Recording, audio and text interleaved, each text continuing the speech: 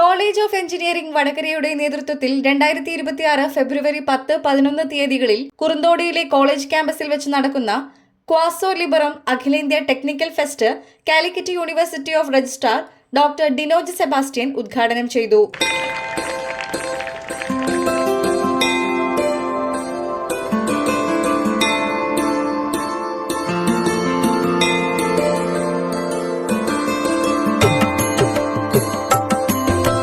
അഞ്ച് വർഷം മുമ്പ് AI നമ്മുടെ മുമ്പിൽ ഇങ്ങനെ ഉണ്ടായിരുന്നില്ല. ഇപ്പോൾ നമുക്ക് മുമ്പിലുള്ളത് അതിന് മുമ്പുണ്ടായിരുന്ന ഒരു പക്ഷേ മൊബൈലിൻ്റെയും ഇൻ്റർനെറ്റിൻ്റെയും ഒരു 2000 കാലഘട്ടം തുടങ്ങി ഇങ്ങോട്ട് വന്നിരിക്കുന്ന ആ ഒരു റെവല്യൂഷനെ മൊത്തം മാറ്റിമറിച്ചുകൊണ്ട് കംപ്ലീറ്റ് ചിന്താഗതികളെ മാറ്റുന്ന രൂപത്തിലേക്കുള്ള ഒരു ChatGPTയുടെ ഇൻട്രൊഡക്ഷനോട് കൂടി നമ്മൾ നോക്കിയാൽ പുതിയൊരു യുഗം വന്നു. അത് ലോകക്രമത്തെ മാറ്റിമറിക്കുന്ന വളരെ ഫാസ്റ്റായിട്ടാണ്. അപ്പോൾ നാളെ നമുക്ക് ഒരു 5 കൊല്ലം കഴിഞ്ഞ് അല്ലെങ്കിൽ ഡിഗ്രി കഴിഞ്ഞ് ഒരു പോസ്റ്റ് ഗ്രാജുവേഷൻ കഴിഞ്ഞിട്ട് നമുക്ക് എന്നാൽ ഈ ആശയം നമുക്ക് ഒരു ബിസിനസ് സംരംഭമാക്കി മാറ്റാം, അതിനെ മോണിറ്റൈസ് ചെയ്യാമെന്ന് വിചാരിച്ചാൽ അപ്പോൾ ചിലപ്പോൾ ഈ പറയുന്ന ടെക്നോളജി ഒബ്സലീറ്റായി ഉണ്ടാവും അല്ലെങ്കിൽ കാലഹരണപ്പെട്ടുണ്ടാവും എന്നർത്ഥം. അങ്ങനെയുണ്ട് എങ്കിൽ നമുക്ക് നിലവിൽ ഓരോ ആശയങ്ങളെയും കൃത്യമായും സമയബന്ധിതമായി ചുരുങ്ങിയ കാലഘട്ടത്തിനുള്ളിൽ അത് ഒരു എക്കണോമിക് മോഡലാക്കി മാറ്റുന്നതിന് വേണ്ടിയിട്ടുള്ള ശ്രമം കലാലയങ്ങളിൽ നിന്ന് തന്നെ നടക്കേണ്ടതുണ്ട്. ചുരുക്കത്തിൽ പറഞ്ഞാൽ ഇന്ന് നിങ്ങളുടെ ടെക്നോളജിയുടെ സ്റ്റാളിൽ നിങ്ങൾ എന്തെങ്കിലും എക്സിബിറ്റ് ചെയ്യുന്നതും അതിനൊരു മോണിറ്റൈസേഷൻ സാധ്യതയുള്ളതുമായിട്ടുള്ള ഒരു ടെക്നോളജി ആണെന്നുണ്ടെങ്കിൽ അതിന് എന്ത് ചെയ്യണം? അതിനെ നമ്മുടെ ഇൻക്യുബേഷൻ സെന്ററുകളോ അല്ലെങ്കിൽ അത്തരത്തിലുള്ള സംരംഭങ്ങളോ ഉപയോഗിച്ചുകൊണ്ട് ഉടൻ തന്നെ അതിനെ മോണിറ്റൈസ് ചെയ്യുന്ന രൂപത്തിലേക്ക് മാറ്റിയാലേ അത് നിലനിൽക്കുന്നുള്ളൂ. അതല്ല എങ്കിൽ ഒരു 5 കൊല്ലം കഴിയുമ്പോൾ അത് കാലഹരണപ്പെട്ടിട്ടുണ്ടാവും എന്നുള്ളതാണ് നമ്മളുടെ മുമ്പിലുള്ള അവസ്ഥ. അത് കൺവെൻഷണൽ ആയിട്ടുള്ള ടെക്നോളജി ആയിക്കോട്ടെ, അതല്ല പുതിയ നെക്സ്റ്റ് ജനറേഷൻ അല്ലെങ്കിൽ ട്രാൻസ്ഫോർമേറ്റീവ് ടെക്നോളജി എന്നറിയപ്പെടുന്ന AI ബേസ്ഡ് മോഡലുകളായിക്കോട്ടെ, ഇതെല്ലാം നമ്മുടെ മുമ്പിലുള്ളത് ചുരുങ്ങിയ ഒരു മോണിറ്റൈസേഷൻ കാലാവധിയാണ് മുമ്പിലുള്ളത് എന്നുള്ളത് കണ്ടിട്ട് വേണം മുമ്പോട്ട് പോകാൻ. അപ്പോൾ നമ്മുടെ മുമ്പിൽ ഏതെങ്കിലും രൂപത്തിലുള്ളൊരു എക്സിബിഷൻസോ അല്ലെങ്കിൽ ഒരു ടെക്നോളജിയോ നിങ്ങളുടെ മുമ്പിൽ പ്രദർശിപ്പിക്കുന്നുവെങ്കിൽ അതിനെ എത്രയും പെട്ടെന്ന് ബിസിനസ് മോഡലുകളാക്കി മാറ്റാനോ അല്ലെങ്കിൽ മോണിറ്റൈസ് ചെയ്യാനുള്ള ശ്രമം നിങ്ങളിൽ ഓരോരുത്തർക്കും നടത്താവുന്നതാണ്. അതിനുള്ള ഭൗതിക സാഹചര്യങ്ങൾ ഈ സ്ഥാപനത്തിലും അല്ലെങ്കിൽ ചുറ്റുവട്ടത്തിലുള്ള സ്ഥാപനങ്ങളിലും എല്ലാം പല രൂപത്തിൽ ഈവൻ യൂണിവേഴ്സിറ്റിയിലടക്കം അത് അറേഞ്ച് ചെയ്തിട്ടുണ്ട്. അത് ഏറ്റെടുത്ത് മുമ്പോട്ട് കൊണ്ടുപോകാനുള്ള ശ്രമം എല്ലാവരുടെയും ഭാഗത്തുനിന്ന് ഉണ്ടാവും. ഞാനിത് പറയാൻ കാരണം ഈ പറഞ്ഞ ഏതൊരു പുതിയ ഇന്റർനെറ്റ് ബേസ്ഡ് ടെക്നോളജികളൊക്കെ നോക്കുകയാണെന്നുണ്ടെങ്കിലും ഒരു കമ്പനി എസ്റ്റാബ്ലിഷ് ചെയ്ത് വന്നിട്ടുള്ളത് വളരെ ചുരുങ്ങിയ കാലത്തിലായിരിക്കും. ഫോർ എക്സാമ്പിൾ 2005 ഗൂഗിൾ എസ്റ്റാബ്ലിഷ് ചെയ്തത്.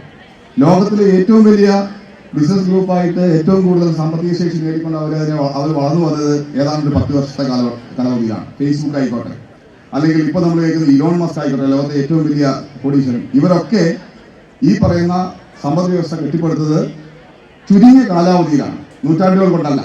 അപ്പോൾ നിങ്ങളുടെ മുമ്പിലുള്ള ഏതെങ്കിലും ഒരു ടെക്നോളജി, അത് യൂസ്ഫുൾ ആയ ടെക്നോളജിയെ ട്രാൻസ്ലേറ്റ് ചെയ്യാനും അതിനെ ഒരു ബിസിനസ്സാക്കി മാറ്റാനും ഉള്ള സാധ്യത എന്ന് പറയുന്നത് അത് പ്രയോഗതലത്തിൽ കൊണ്ടുവന്നാൽ ഏറ്റവും, അതായത് ഓരോരുത്തർക്കും മില്യണറോ ബില്യണറോ ആവാൻ വേണ്ടിയിട്ട് ചിലപ്പോൾ 5 കൊല്ലം മതി എന്നുള്ളതാണ് ഇപ്പോഴത്തെ അവസ്ഥ. 5 കൊല്ലം കഴിയുമ്പോൾ ആ ടെക്നോളജി തന്നെ ചിലപ്പം നമ്മുടെ മുമ്പിൽ ഉണ്ടാവില്ല, പകരം മറ്റൊരു മോഡലായിരിക്കും ഉണ്ടാവുന്നത്. ഇതിന് നമ്മൾ ചൈനയുടെ ചില മോഡലുകൾ കൂടി കാണേണ്ടതുണ്ട്. നമ്മളിപ്പോൾ മാർക്കറ്റിൽ നോക്കിയാൽ നമ്മൾ വാങ്ങുന്ന ഓരോന്നും ചിലപ്പോൾ നമ്മൾ അടുക്കളയിൽ ഉപയോഗിക്കുന്നു, അല്ലെങ്കിൽ ഓരോ ചെറിയ കാര്യത്തിനും ഉപയോഗിക്കുന്ന ചെറിയ ചെറിയ ടൂളുകൾ അവർ ഡെവലപ്പ് ചെയ്യുന്നത് ഓരോന്നും ടെക്നോളജിയാണ്, ഓരോന്നും പ്രൊഡക്റ്റാണ്. അങ്ങനെയുള്ള സിമ്പിളായിട്ട് നമ്മൾ മുമ്പിൽ കാണുന്ന ഓരോ ടെക്നിക്കിനെയും ടെക്നോളജിയെയും മാറ്റി ട്രാൻസ്ലേറ്റ് ചെയ്ത് അതിനകത്തൊരു എക്കണോമിക് മോഡൽ വരുന്നിടത്താണ് ചൈന ഒരു സാമ്പത്തിക ശക്തിയായി ഒരു ഇൻഡസ്ട്രിയുടെ പ്രൊഡക്ഷൻ ഹബ്ബായിട്ട് അവർ മാറി തന്നേരമാണ്. നമ്മളെ സംബന്ധിച്ച് നമുക്ക് ഹ്യൂമൻ റിസോഴ്സുകൾ ആവശ്യമുണ്ട്, എഡ്യൂക്കേറ്റഡ് ആയിട്ടുള്ള യൂത്ത് ഉണ്ട്, ഈ പറയുന്ന എല്ലാം ഉണ്ട്. പക്ഷെ നമ്മുടെ കാര്യത്തിൽ മിസ്സിംഗ് ആയിട്ടുള്ള പാർട്ട് എന്ന് പറയുന്നത് ഈ പറയുന്ന നമ്മുടെ മുമ്പിൽ ഇന്ന് നിങ്ങൾ ഈ ടെക്ഫെസ്റ്റിന്റെ മുമ്പിൽ തന്നെ നോക്കിയാൽ നിങ്ങൾ ഷോക്കേസ് ചെയ്യുന്ന ഒന്നിനെയും ഒരു എക്കണോമിക് മോഡലിലേക്ക് ട്രാൻസ്ലേറ്റ് ചെയ്യാൻ നമുക്ക് സാധിക്കുന്നില്ല എന്നുള്ള പരിധിയാണ്. ചടങ്ങിൽ Thonannur block panchayat president TK Ashraf അധ്യക്ഷത വഹിച്ചു. 2 ദിവസങ്ങളിലായി കുറുന്തോടിയിലെ കക്കോറമലയിലെ കോളേജ് ക്യാമ്പസിൽ വെച്ച് നടക്കുന്ന ടെക്നിക്കൽ ഫെസ്റ്റിൽ കേരളത്തിലെ പ്രധാനപ്പെട്ട എഞ്ചിനീയറിംഗ് ടെക്നിക്കൽ കോളേജുകളിൽ നിന്നായി 3000-ലധികം വിദ്യാർത്ഥികൾ പങ്കെടുക്കും. വിവിധ വർക്ക്ഷോപ്പുകൾ, ടോക്കുകൾ, കോമ്പറ്റീഷനുകൾ, പൊതുജനങ്ങൾക്കായി ടെക്നിക്കൽ എക്സ്പോ എന്നിവയും ഉണ്ടായിരുന്നു.